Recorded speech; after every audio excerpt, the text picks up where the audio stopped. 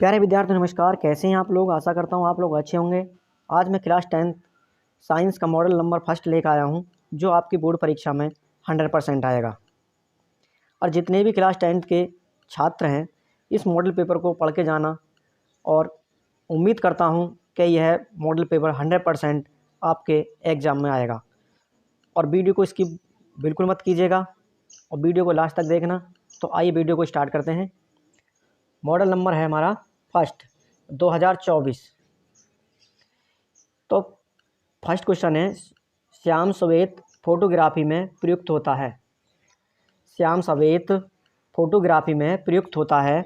Option A है AgCl है, option B है PbNO3 का उल्टवाइज, और ऑप्शन सी है FeSO4, ऑप्शन डी है CaCO3।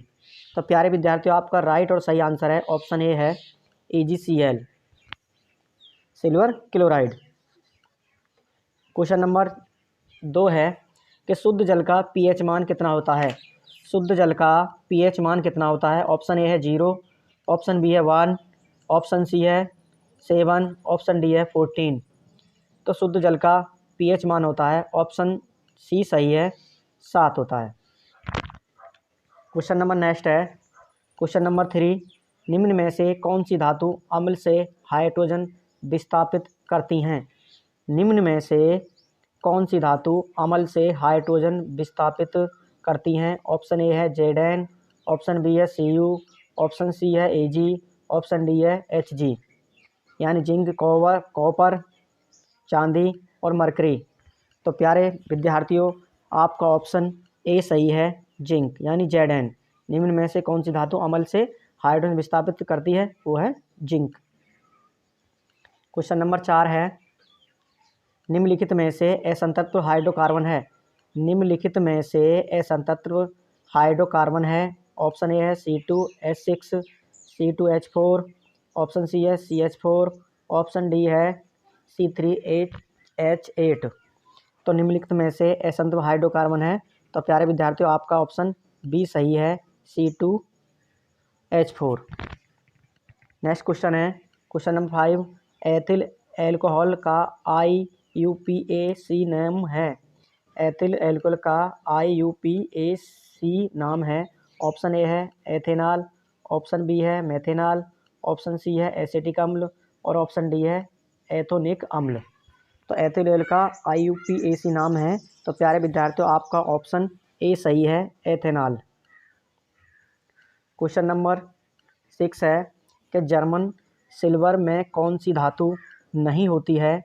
जर्मन सिल्वर में कौन सी धातु नहीं होती है। ऑप्शन ए है Cu कॉपर, ऑप्शन बी है Zn, ऑप्शन सी है Ag, ऑप्शन डी है Ni। यानी कॉपर, जिंक, सिल्वर, निकिल। तो जर्मन सिल्वर में कौन सी धातु नहीं होती है। तो प्यारे विद्यार्थियों, आपका ऑप्शन सी सही है, Ag यानी चांदी, सिल्वर। क्वेश्चन नंबर नेक्स्ट है, क्वेश्चन नंबर 7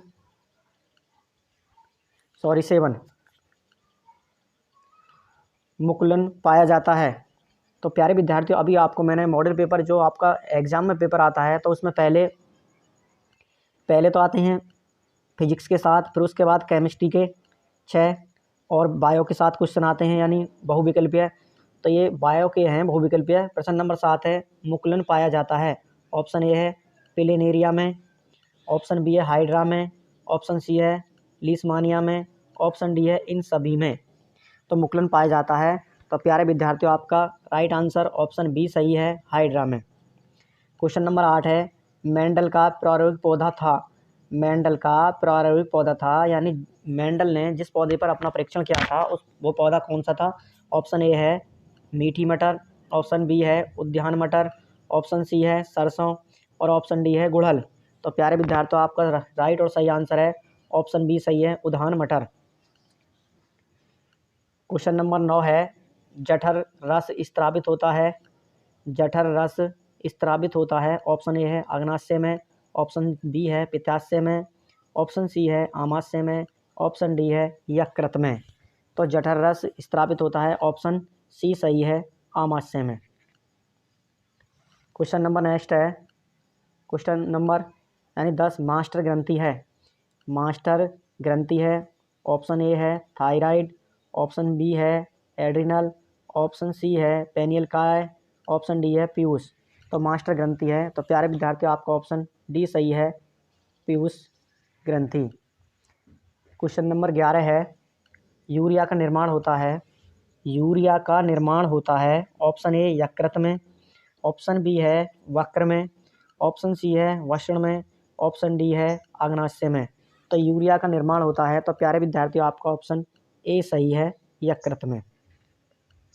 क्वेश्चन नंबर 12 है, शुक्राणु में ऑटोसोम गुणसूत्रों की संख्या होती है।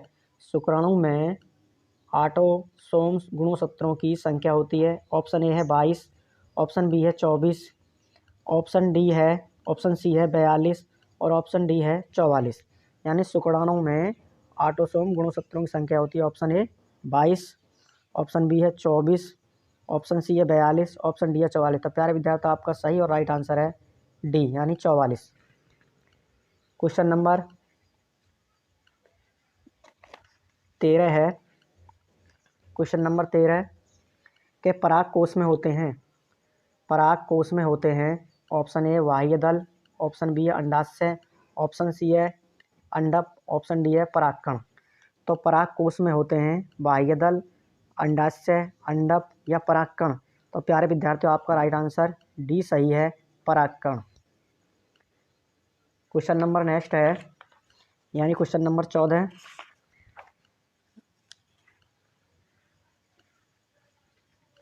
कि निम्नलिखित में कौन उत्पादक है। निम्नलिखित में कौन उत्पादक है। ऑप्शन ए है चिड़िया, ऑप्शन बी है जंगली जानवर, ऑप्शन सी है पालतू जानवर, ऑप्शन डी है हरे पौधे। तो निम्नलिखित में से कौन उत्पादक है।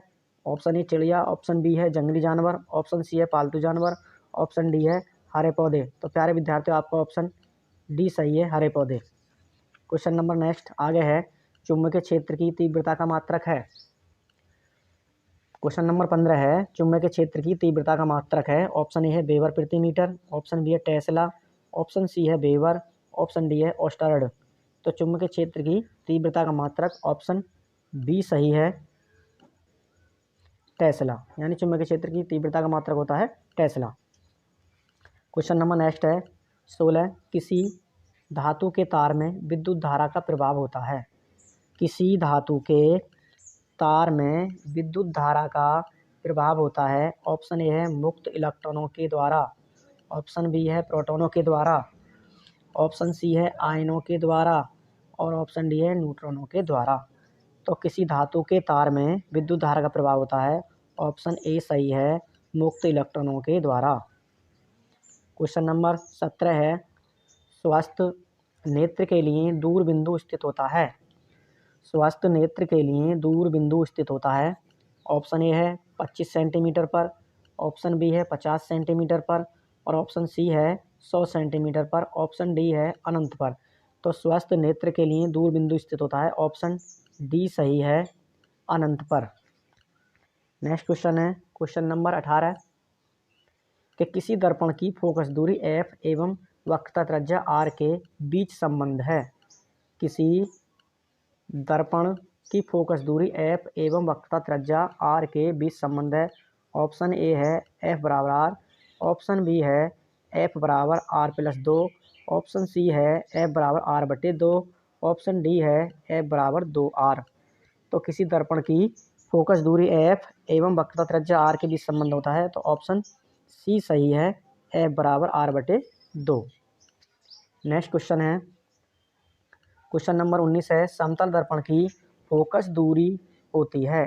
समतल दर्पण की फोकस दूरी होती है। ऑप्शन ए 0, ऑप्शन बी अनंत, ऑप्शन सी है 25 सेंटीमीटर, ऑप्शन डी है -25 सेंटीमीटर। तो प्यारे विद्यार्थियों समतल दर्पण की फोकस दूरी होती है अनंत। तो ऑप्शन बी सही है। और क्वेश्चन नंबर 20 है, किसी वस्तु से बड़ा आभासी प्रतिबिंब बनाने वाला दर्पण है। किसी वस्तु से बड़ा आभासी प्रतिबिंब बनाने वाला दर्पण है। ऑप्शन ए है समतल, ऑप्शन बी है अवतल, ऑप्शन सी है उत्तल और ऑप्शन डी है गोलीय, कोई गोलीय। तो किसी वस्तु से बड़ा आभासी प्रतिबिंब बनाने वाला दर्पण ऑप्शन डी सही है अवतल दर्पण। अब हम ये हमारे पहले 20 बहुविकल्पीय क्वेश्चन हैं। अब हम देखेंगे लघु उत्तरीय प्रश्न। क्वेश्चन नंबर फर्स्ट है, लघु उत्तरीय प्रश्न है कि निकट दृष्टि दोष किसे कहते हैं, इस दोष का निवारण किस प्रकार किया जाता है, किरण आरेख द्वारा समझाइए। यह आपका क्वेश्चन 2015, 16, 17, 18, 19, 20, 21, 22, 23 यानी ये प्रत्येक वर्ष आ रहा लगातार। वेरी इंपॉर्टेंट क्वेश्चन है। तो निकट दृष्टि दोष किसे कहते हैं, इस दोष का निवारण किस प्रकार किया जाता है, किरण आरेख द्वारा समझाइए। तो इसका आंसर है, हेडिंग डाल देंगे निकट दृष्टि दोष। निकट दृष्टि दोष यानी निकट दृष्टि दोष वाले मनुष्य को पास की वस्तुएं तो स्पष्ट दिखाई देती हैं। यानी निकट दृष्टि दोष वाले मनुष्य को पास की वस्तुएं तो स्पष्ट दिखाई देती हैं, परंतु एक निश्चित दूरी से आगे की वस्तुएं स्पष्ट दिखाई नहीं देती हैं। अर्थात नेत्र का दूर बिंदु अनंतता पर न होकर पास आ जाता है। यानी निकट दृष्टि दोष है, निकट दृष्टि दोष वाले मनुष्य को पास की वस्तुएं तो स्पष्ट दिखाई देती हैं, परंतु एक निश्चित दूरी से आगे की वस्तुएं स्पष्ट दिखाई नहीं देती। अर्थात नेत्र का दूर बिंदु अनंतता पर न होकर पास आ जाता है। आगे है निकट दृष्टि दोष के कारण। निकट दृष्टि दोष के कारण है, नंबर 1 है नेत्र लेंस की वक्रता त्रिज्या का बढ़ जाना। यानी नेत्र लेंस की वक्रता त्रिज्या का बढ़ जाना, जिससे फोकस दूरी कम हो जाती है। यानी फर्स्ट कारण है पहला, नेत्र लेंस की वक्रता त्रिज्या का बढ़ जाना, जिससे फोकस दूरी कम हो जाती है। और दूसरा कारण है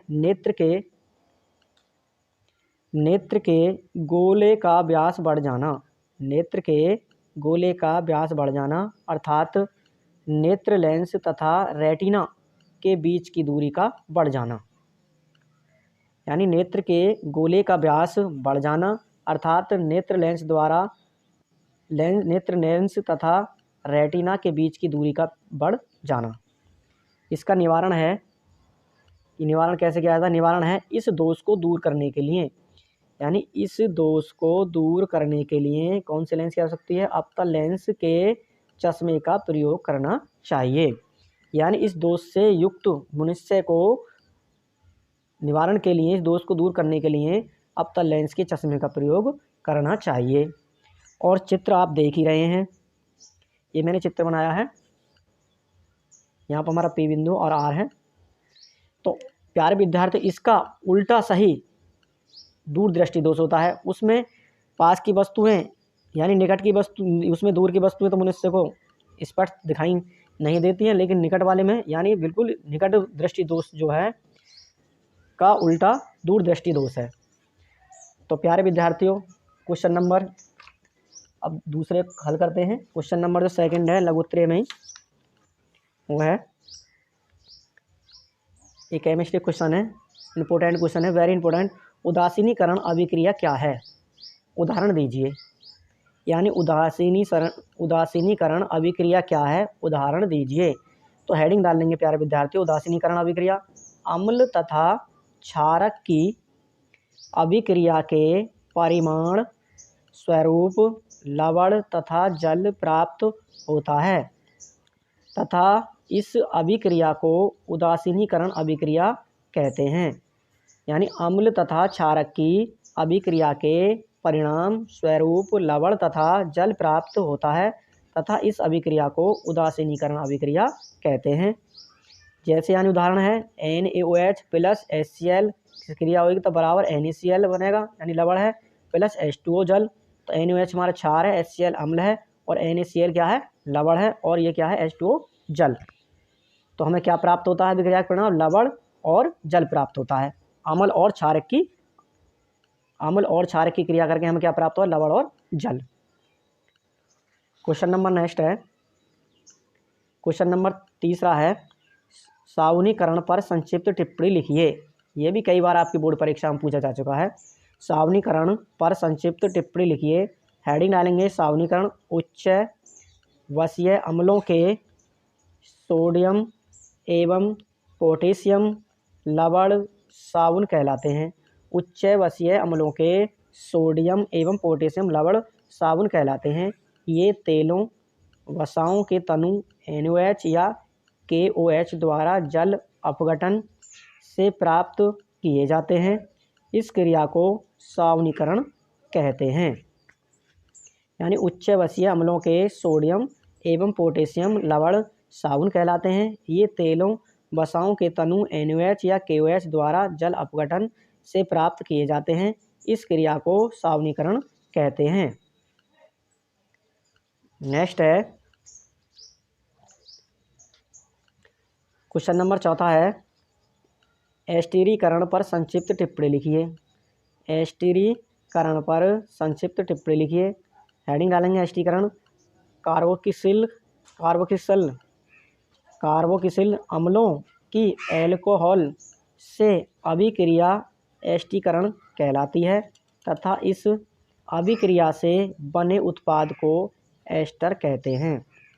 यानी एस्टिरीकरण पर है कार्बोक्सिल अम्लों की एल्कोहल से अभिक्रिया एस्टिरीकरण कहलाती है तथा इस अभिक्रिया से बने उत्पाद को एस्टर कहते हैं। जैसे यानी उदाहरण है C2H5OH प्लस CH3COOH की हम क्रिया करेंगे यानी H2SO4 से, तो ये बनेगा हमारा CH3COOH2H5 प्लस H2O। और क्वेश्चन नंबर नेक्स्ट देखते हैं। क्वेश्चन नंबर नेक्स्ट है क्वेश्चन नंबर 5 कि वायु के सापेक्ष जल तथा कांच के अपवर्तनांक क्रमशः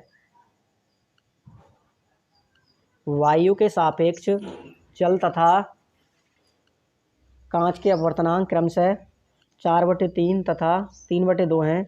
जल के सापेक्ष कांच का अपवर्तनांक तथा कांच के सापेक्ष जल का अपवर्तनांक ज्ञात कीजिए। तो क्वेश्चन को हल करते हैं। तो वायु के सापेक्ष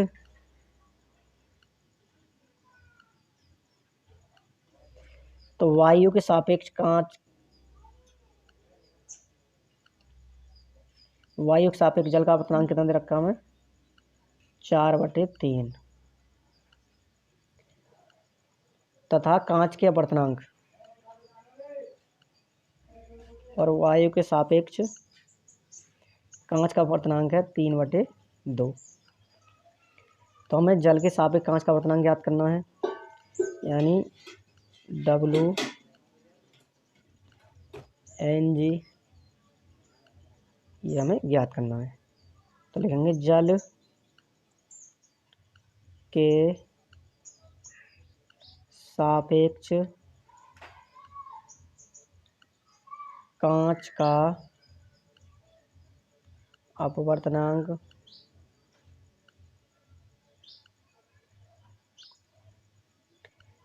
यानी WNG बराबर हो जाएगा ANG/ANW बराबर ANG कितना है 3/2 है और बटे है ANW कितना है 4/3। तो हो जाएगा यानी पहले और तीसरे गुणा हो जाएगी 3 × 3/4 × 2 3 × 9 और 4 दूनी 8। ये आंसर है। यानी जल के सापेक्ष कांच का अपवर्तनांक हो जाएगा 9/8। अब हमें ज्ञात करना है कांच के सापेक्ष जल का अपवर्तनांक। कांच के सापेक्ष जल का अपवर्तनांक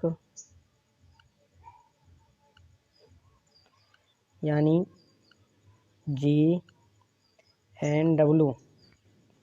बराबर हो जाएगा हमारा ANW/ANG।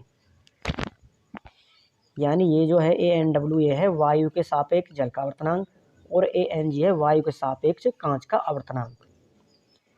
तो बराबर ANW कितना दे रखा हमें 4/3 और ANG दे रखा 3/2।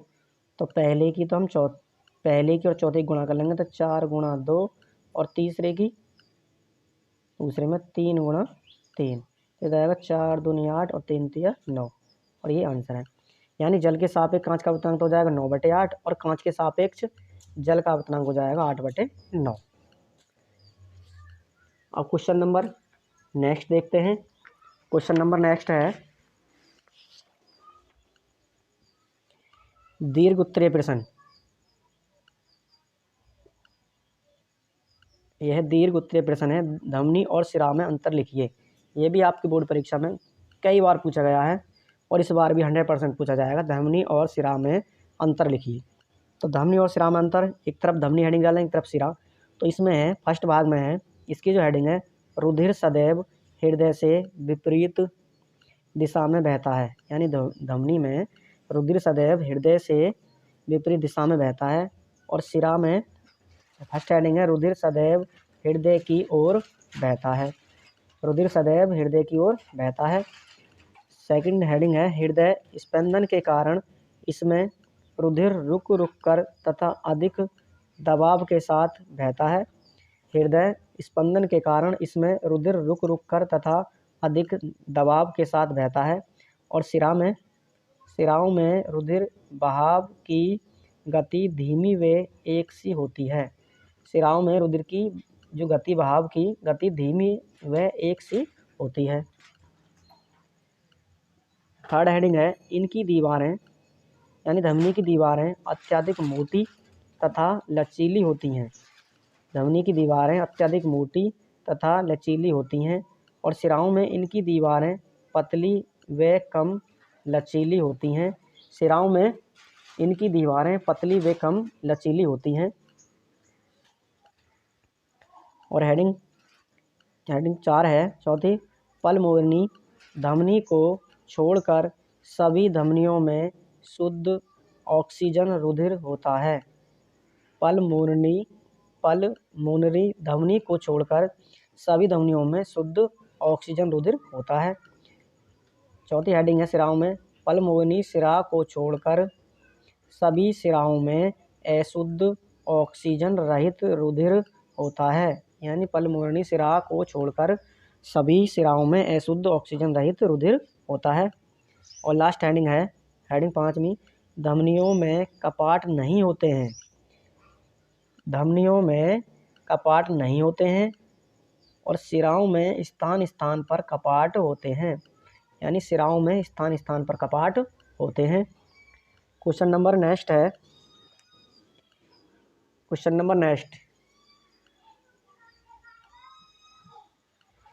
यानी अनुवांशिकी किसे कहते हैं। अनुवांशिकी किसे कहते हैं, इसकी खोज और किसने की थी तथा इसकी विशेषताओं का उल्लेख कीजिए। अनुवांशिकी किसे कहते हैं, इसकी खोज और किसने की थी तथा इसकी विशेषताओं का उल्लेख कीजिए। तो आंसर है इसका वह लक्षण जो पीढ़ी दर पीढ़ी यानी वह लक्षण जो पीढ़ी दर पीढ़ी वंशागत होते हैं उन्हें अनुवांशिक लक्षण तथा इन लक्षणों की वंशागति को अनुवांशिकता कहते हैं। वह लक्षण जो पीढ़ी दर पीढ़ी वंशागत होते हैं उन्हें अनुवांशिक लक्षण तथा इन लक्षणों की वंशागति को अनुवांशिकता कहते हैं। अर्थात विज्ञान की वह शाखा जिसमें अनुवांशिकता एवं विभिन्नता का अध्ययन किया जाता है अनुवांशिकी कहलाती है। अर्थात विज्ञान की वह शाखा जिसमें अनुवांशिकता एवं विभिन्नता का अध्ययन किया जाता है अनुवांशिकी कहलाती है। खोज सर्वप्रथम ग्रेगार जान मेंडल यानी इसकी जो खोज की सर्वप्रथम ग्रेगार जान मेंडल ने सन 1866 में की थी। खोज सर्वप्रथम ग्रेगार जॉन मेंडल ने सन 1866 में की थी। और इसकी जो विशेषताएं जीव के प्रत्येक लक्षण का निर्धारण एक जोड़ा कारकों जीन द्वारा होता है। युग्मकों में इन कारकों में से कोई एक उपस्थित होता है। यानी युग्मकों में इन कारकों में से कोई एक उपस्थित होता है।